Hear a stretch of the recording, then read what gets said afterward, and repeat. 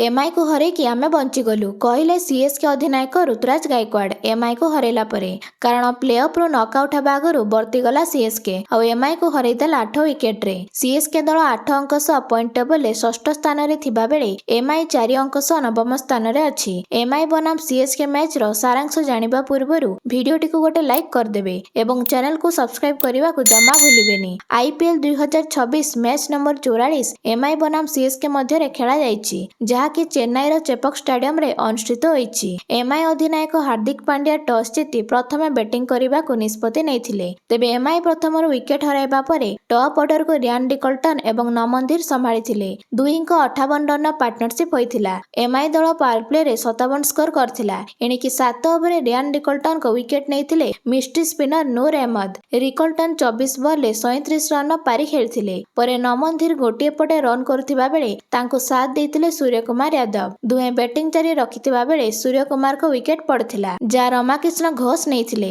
तेबे रमाकृष्ण CSK पक्षरु debut करथिले MI विपक्ष रे एवं तांकर प्रथम विकेट नेबारे सफल होइथिले। सूर्य कुमार 12 बॉल रे 21 रन करथिले। परे हार्दिक पांड्या एवं नमनधीर को 25 रन पार्टनरशिप रे दल रे स्कोर 134 होइथिला। तेबे 17 ओवर रे जेमी ओवरटन बॉलिंग करबा को आसी सेट बैट्समैन नमनधीर को विकेट चटकाइथिले जा कि गुरुत्वपूर्ण विकेट थिला। नमनधीर निजर अर्धशतक पूर्ण करबा सह 57 रन बड़ पारी खेलिथिले। एमआई पक्षरु से 4टी चौका 3टी छक्का मारथिले। तेबे नमनधीर को विकेट पड़िबा परे रन गति कमिगला। एकुटिया हार्दिक पांड्या 18 रन पारी खेलिथिले एवं शेष ओवर अंशुल कंबोज को हाथरु आउट होइथिले। परे ट्रेंट बोल्ट को गोटिए छक्का सह एमआई दल 159 स्कोर करथिला। तेबे 160 टार्गेट को पिछा करी सीएसके दल विजय लाभ करिथिला 19 ओवर रे। सीएसके मध्य निजर प्रथम गुरुत्वपूर्ण विकेट हराइथिला जाकि एमआई पेसर जसप्रीत बुमरा नेइथिले। संजू सैमसन 2टी चौका मारी आउट होइथिले। परे ऋतुराज गायकवाड़ एवं उर्विल पटेल बैटिंग जारी रखिथिले। दल पावर प्ले रे 62 स्कोर करथिला।